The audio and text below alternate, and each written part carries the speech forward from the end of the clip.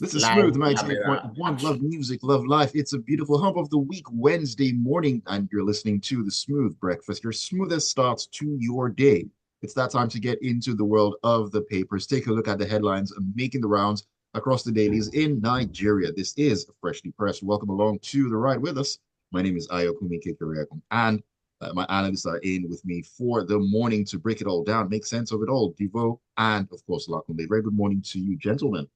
Good morning, Ayo. Good morning, all our listeners from everywhere in the world where you are listening to us this morning. Um, thank God we're coming out of the long queues and let's talk about basic food items. Indeed. Good morning, Devoe. Morning world, morning Lagos, AY, Lakunle, cool economic climate. Serious economic climate. For all our listeners out there, you can join us as always by sharing your thoughts, your messages with us on WhatsApp. The number remains 0809 440 981. Also, join us on YouTube. We're streaming live at Smooth 981 FM Lagos. Smooth 981 FM Lagos. Those are the ways you can be part of the discussion this morning. I will begin our journey by taking a walk the the Guardian newspaper, and this has to do with the economy development. Let's begin right here. Now, President Bola Tinubu has said that his administration decided to remove the subsidy on PMS, premium motor spirit, otherwise known as petrol, to free up resources for critical investments in the country. Now, he also said the courageous steps to reform Nigeria's macroeconomic environment were focused on restoring confidence in the country's economy. Now, these comments and more were made while declaring open the 17th Chartered Institute of Bankers of Nigeria, that's CIBM Banking and Finance Conference held in Abuja. He was although represented by Vice President Kashim Shettima. What do you make of this, Jibo? Yes, I should have actually said cool subsidy benefits. But what I like is the CIBN conference, that's the Chartered Institute of Bankers of Nigeria. They held their annual conference in Abuja with, as usual, top financial companies in attendance from banks, insurance companies, microfinance, mortgage, and what do you call it? Mortgage and fintechs in attendance, discussing the financial sector and looking at how they would accelerate economic growth. And it looks like what I call it, a normal topic, something that is easy to discuss. But the truth is, Nigeria is still in that rot, meaning we are still challenged economically, which literally touches you and me, everybody from rich to Mm, poor. And as you know, the usual statistics, 70% of Nigeria is struggling with poverty. We have not a declining middle class, we have almost a faded middle class.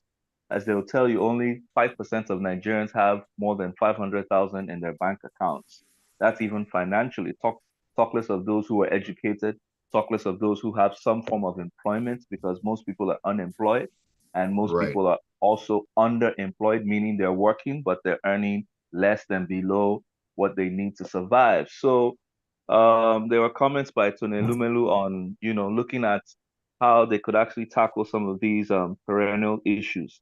And one of the issues that the vice presidents who represented uh, the president, Bola Ahmed Tinubu, spoke to was that the subsidy benefits would be used for freeing up resources, okay, to Mm, concentrate on critical projects. And I must thank on this point because we've been pushing and trying to explain daily why the two hard decisions that this government took when they came on board with OT law, that was the removal of subsidy, subsidy. which OT added back times three, you know, and the FX harmonization were not wrong uh, uh, moves to make because most times people only look at the hardships that we're going through. Yes, Nigerians were hit with high inflation. However, I've always said that the government has not followed through with the next steps because you cannot leave Nigerians groaning with all the pain points of high medical bills high school fees, high food costs, as well as high energy costs. What a free market society or free market regime, which we're trying to achieve, especially in petroleum, okay, is meant to cause is that the 7 trillion naira, which they've literally been spending on paying subsidy for the past 3 to 4, 5 years, okay, could have been better applied to subsidizing production, okay? Most of these arguments that we have back and forth, oh, in most countries, people do not keep track of the exchange rates, AY. Hmm? When you travel around the world, people are not asking you what's the dollar rate today. In Nigeria, we are at par with what is the dollar rate today, yesterday. We're It's also a daily talking about, conversation. yes, you can even hear Nigerians saying we're waiting for Dangote's price. Well, I'm buying it at this rate. It's simply because the economy is unstable.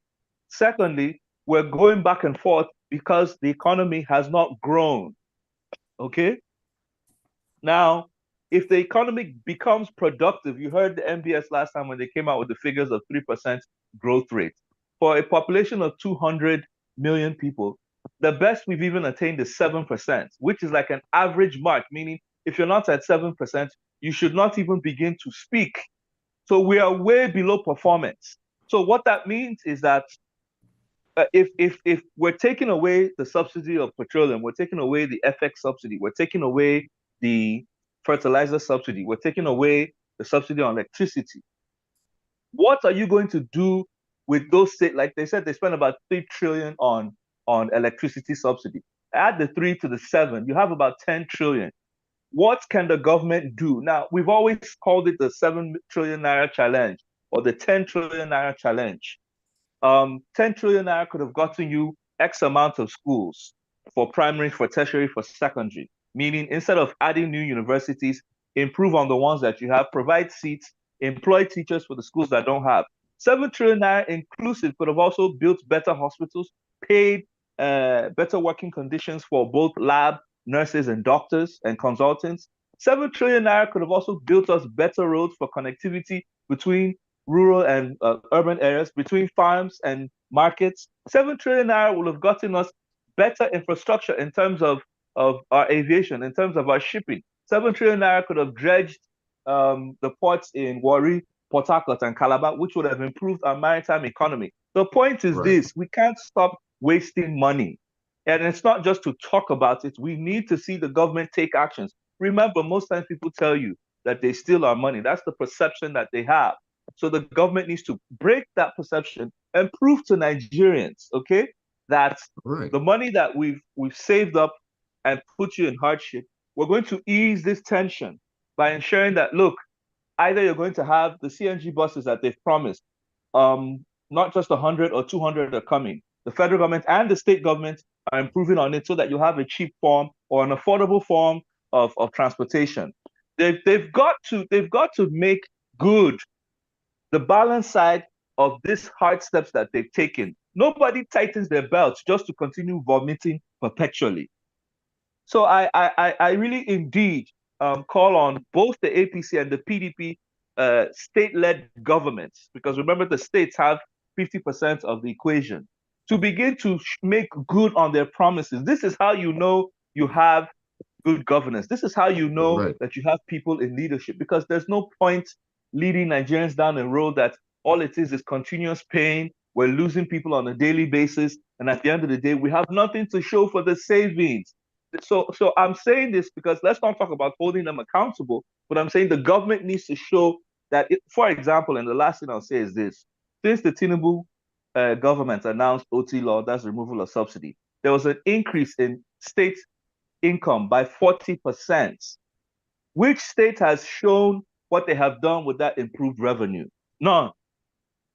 None have shown good what they have done with the improved revenue. This is a problem. This is where the problem lies. We keep hearing we did this, we did that. How do you claim things that people cannot see, touch, and feel?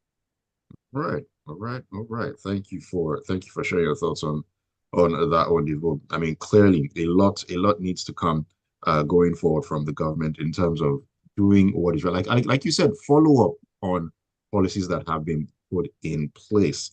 Let's switch gears and take a look at a story coming out of the Punch. Let's talk about this one. It's a sad one. coming from Borno State, and it's following the flooding that has taken over the country. Now, thousands of Maiduguri inhabitants have been displaced, with the Nigerian Correctional Service recapturing 3 inmates after a jailbreak, while 80% of animals at the Sanda Kiarimi Park Zoo died as Borno State suffered its most devastating flood disaster in 30 years. Now, following the disaster, President Bola Tinubu, who is currently abroad, called for the immediate evacuation of residents in communities overtaken by floods. Saw a video of Vice President Shetim. I think he was there, and it has been such a terrible time in Borno State. 70% of Maiduguri, the capital, has been submerged by fast-moving waters. Now, this is according to the National Emergency Management Agency. That's NEMA. It's so terrible what's going on in Borno State, Lakunle. To start with, let me first commiserate with the people of Borno State, the governor of the state, the vice president who happens to also come from there, and the generality of Nigerians, because in one way or the other, we all might just happen to have family, friends, acquaintances who live presently in Borno for this disaster. Just as you said, 70% of the state capital, which happens to possibly be the most economic of all the settlements in Borno, is underwater. The dam that collapsed is in Konduga. Konduga is about 65 kilometers, between 65 to 100 kilometers away from Maiduguri itself. So you can imagine if the dam broke from that kind of distance and it still has this kind of impact on Maiduguri, the state capital, you can tell that it's massive, that it might just be beyond just the pictures we're seeing and the videos that we have seen. Having said all that, now the questions we now start to ask ourselves: the dam collapsed. It means something failed. And the failure did not happen overnight. A failure of a structure such as a dam will take ages, weeks, months, years before it goes to a point where it would have collapsed. Because typically, if you ask any structural or civil engineer, they will tell you that when they design a structure and they've calculated all the whatever, the cement, the mixes, the whatever they need to use, they now add what they call a factor of safety. Sometimes some people do 1, some people do up to 10% of the origin of the design itself, such that it does not fail, even when it's expected to fail. So let's assume all these things were done. It then must mean that this failure has happened many years before yesterday. And so if what I'm saying is what may have happened, then what happened with the management of this dam? What happened with the Federal Inland Waterways, whose responsibility is it to see over all inland waterways in Nigeria? What happens with the Nigeria Aerospace Development Agency, that's NASDA, who monitors, whose purview is it to monitor earth movement, the space, the elements, and all that, to advise? What happened with Nigerian Meteorological Agency, and so on? So we can ask all these questions, and we can then begin to see how we are lagging behind in so many things. What happens with, okay, so we say that emergencies happen. This is a force of nature that we may not say, we can say it will happen tomorrow, but we know it can happen. What is our plan to respond to emergencies? We have a National Emergency Management Authority. What is the plan? Where is the documentation that if a flooding happens, this is what we're supposed to do? If it's earthquake, this is what we should do. If it is fire, this is what we should do. This is the number to call. Where are those things? Now, we're hearing that people need to be evacuated. Evacuated to where? Borno State is already suffering from the issue of IDPs because of the Boko Haram issue. And we've had over years that the camps were full and they are not being properly managed. So we're going to add this number of people to them. The failure of the state, when I say the state now, I'm not just saying the state government. When I am talking about the failure of the state, the Nigerian state itself, these are the kind of things that we'll use to do a measure of whether Nigeria is failing or has failed. That we have an infrastructure that we're not able to maintain, that we have agencies that are supposed to react or to act to prevent these things and they are not acting. Now, let's go to the economy part of it. Now, 70% of Maiduguri, the biggest the biggest economy of the state, is underwater. As long as that water is there, economic activity stops. Now, definitely, I hear University of Maiduguri is closed already because safety. So everybody who is in that school possibly would have to go home. There might be some of them who live in Lagos. The cost and risk to the life of such individuals who will travel back home until that water is cleared, until the school says they can come back. The zoo that I hear, animals are dead. Can we find the bodies of these animals, the carcasses of these animals, before it constitutes another risk, which is a health hazard? If the carcasses find their way into the waters that people consume, it finds their way into things. Now, the other extent of it that we're discussing just before we came on, we spoke to the number of medical facilities in Maiduguri. If University of Maiduguri is closed, that means the University of Maiduguri Teaching Hospital will also close. That's one place that people would have gone for medical help. According to one story that I saw in 2020, right, the state government employed an additional 84 medical doctors and 365 nurses. Let's assume those 84 stayed. Let's assume they have 200 before. Borno State has 6 million people. Maiduguri, the capital, has an estimated 2.5 million people. Even if all these doctors are in Maiduguri, the numbers that each doctor will have to deal with, considering this disaster that we are speaking about, is beyond what any group of medical doctors can, that number of medical doctors can deal with. So when you look at it, when you put all of this together, you are asking yourself, what is the use of government? What is the use of governance in itself? The people who see these things and look away, what is it in their benefit that they are not doing the right things at the right time to prevent this kind of things from happening? We can begin to throw all the questions over and over and over again, but it also comes down to everything that I always say about us. It is us, the people. Before we blame government, we are human beings that make up the government. The secretary, the director general of that authority that supervises that dam, that knows it is cracking, that has not done anything, and so on and so forth. So we need to act on all of these things. Again, commiseration to Borno State and its people. We hope that this will, this also happened 30 years ago, but not as massive as this one. We hope that this experience will make us learn and do things right. All right, thank you for sharing your thoughts on that one, Lakunle. We need to take a quick breather right here. When we come back in, I'll be coming back to you, Devoe, and we're taking a story coming out of The Guardian. This is Freshly Pressed on Smooth 98.1. Stay with us.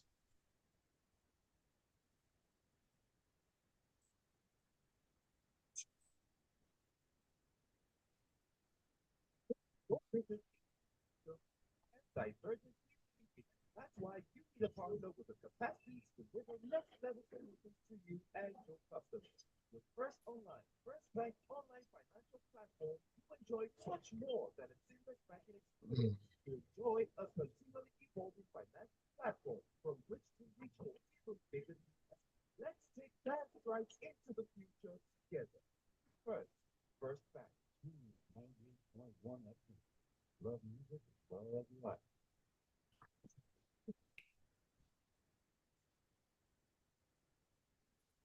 All right, Freshly Pressed on Smooth 98.1. We love music, we love life. It's a Wednesday morning, and my name is Ayokunmi.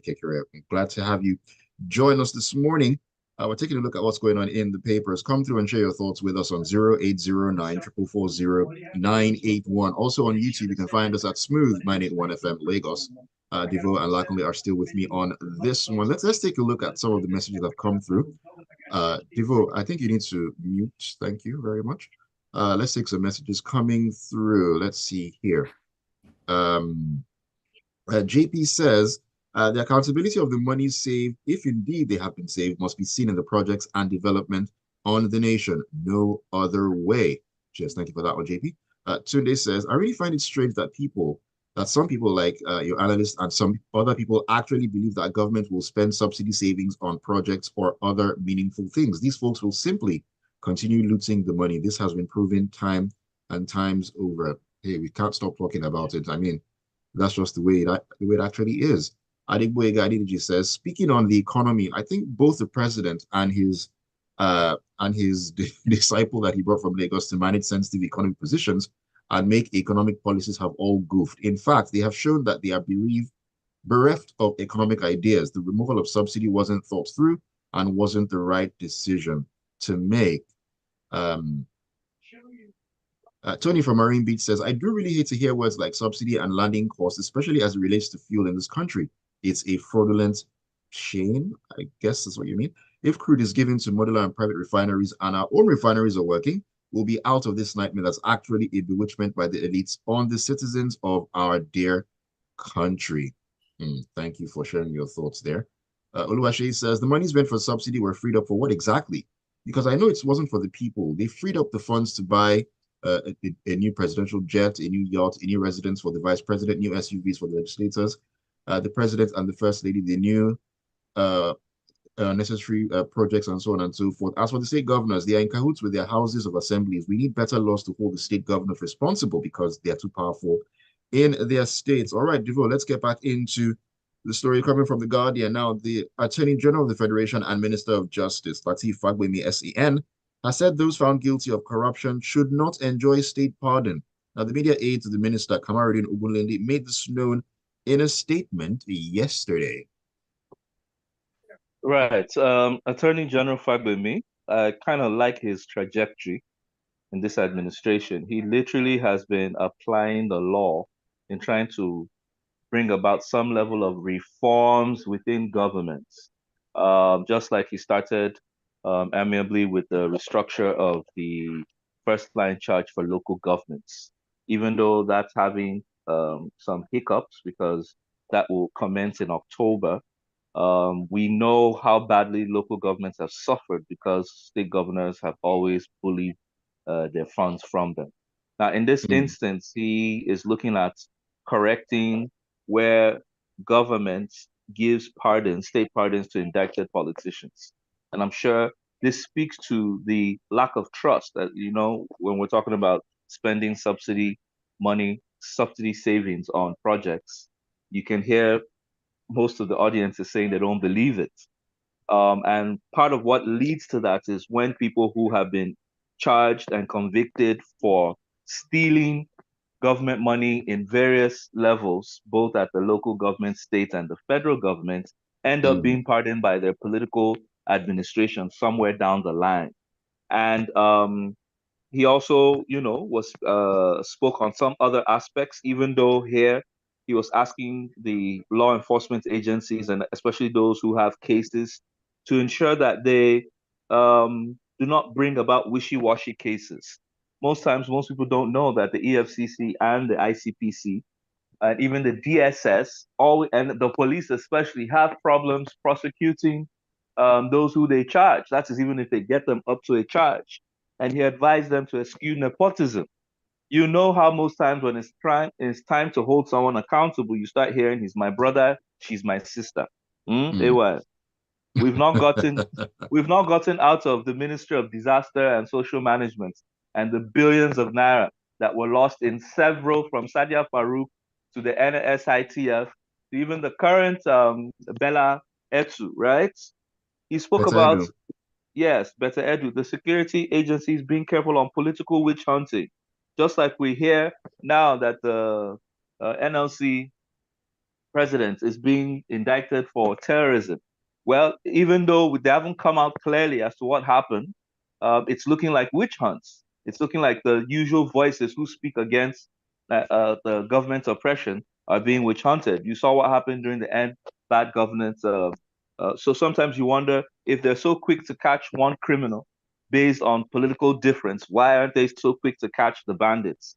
Those who Dubai has given them names on insurgency. He spoke about rivalry. And you know how most times our agencies um, can't get something done simply because they're hoarding information from each other or they're refusing to work together. But basically, I mean, it was a masterclass in what needs to be done. Like I said, Fagbemi has been doing a sterling job. I need him to accelerate his work, not just in the courts or in the legal sector, but also social justice at the state level so that we can get our states working and become productive. All right, thank you for that, Devo. Lakunle, do you want to share your thoughts on this particular story? I'm pretty sure that you have some interest in this one, as I was when I actually saw it at the beginning. Well, again, I must say that maybe I may sound biased. I just think that I've never been a fan of NLC anyway, but I think that the government need not make a show of this. If you don't have proof, if you don't have evidences, you don't need to embarrass people by publishing them in newspapers, displaying them to radio and television, and making up this kind of stories. If you have a case against him, get your evidences, charge him to court, and let's move on. It's not, it's all of this, as far as I'm concerned right now, is a distraction on the real issues. The real issues are that people are out there, they are hungry. People are out there, they are underemployed. People are out there on fuel queues right now. We're talking about some people we just talked about now have just been washed out of their houses by flooding. That is not a fault of theirs. And we think that parading NLC presidents in the newspaper without as a suspect in counter-terrorism is what is important to the government. I beg to disagree on that. I think that if they have any reason to suspect him, they should do their investigation, albeit clandestinely, as they should, gather their evidences. If they find him culpable, take him to court and let him face the music. I think that's what I think I would want to say about this. All right, let's round up this morning with a couple of messages. Michael says, why are the analysts not in governance? I mean, those who are leading this nation seem abjectly clueless as a special talent. Devoe and Lakunle, Michael is asking, why aren't you guys in government too? I mean, help us out of this. Okay, so let me just quickly respond, right?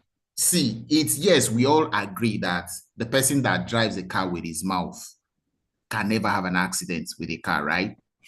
But you see, sometimes all of us are human beings. There are things that you would want to do in government that you know is doable. But you see, the other human beings who are there with you are frustrating that thing that you want to do, makes you and applies that you are also clueless. So until those of us who see these things from the outside and say it the way we say it also get there, maybe we would never know. Maybe if all of us Nigerians change our attitudes towards governance and not see it as the place to go and as my bread and butter place, that once I get there, I'm made for life. Maybe that's why, for example, the person who is supposed to have repaired a dam did not repair it. Maybe that's why somebody is sitting down somewhere and they are collecting money called subsidy for doing nothing. Right. Maybe that's why we don't have hospitals. Maybe that's why our doctors are always on strike. Our teachers, universities are always on strike. You know, so it's also easy to say that people have these ideas that why are they not in government? All of us have a fault in this. All of us have a fault. So it's easy to trade blames. Let us continue to trade blames. Okay, let's see. Oluwaseyi says, this is the right step in the right direction. It was so painful when the 2 to 3 state governors were pardoned by the Goodluck and Buhari administrations after the government had spent a lot of money to prosecute them, just 3 out of the many. How will corruption end when there are no consequences for criminal behavior? Question I ask myself on a very regular basis. Adibwe Adiji says, to collaborate with Devoe's position, not only are they pardoned, most of these people find a way back to government and hold sensitive positions. That's the saddest part of the story. Dami from Ikeja says, The problem isn't the subsidy removal. The fundamental issue is the lack of credibility of the government on issues of fiscal policy. Nobody, even government officials, trust the figures bandied about or the claimed intentions of how money will be expended, especially when waste, fraud, and abuse seems to be a hallmark of government expenditure. And Fabian from Equest says, I commiserate with those who lost their lives following the dam collapse and appreciate the federal government for their prompt response in setting up IDP camps. However, I would like to know what the state government itself is doing in response to this emergency, as well as the emergency fund, which is regularly given to them. What happened to those who are meant to have been monitoring the dam and who ought to have opened it before it collapsed or broke? I hope heads will roll after this here. We always hope that heads will roll, but the thing is, do they roll? Thank you all for sharing your message, and thank you so much, Devoe and Lakunle, for taking the time out to spend with me this morning to take a look at the papers. Much appreciated, as always.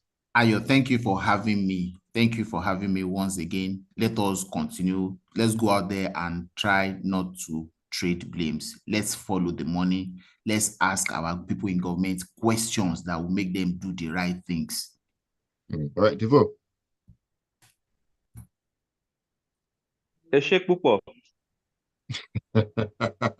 Well, Sussex but do have a good day. Gentlemen, keep it tuned to Smooth 98.1 at 8:15. We'll take a walk into the locker room. It's all about sports at that time. Don't go anywhere. Bye. See ya. Devoe. See ya.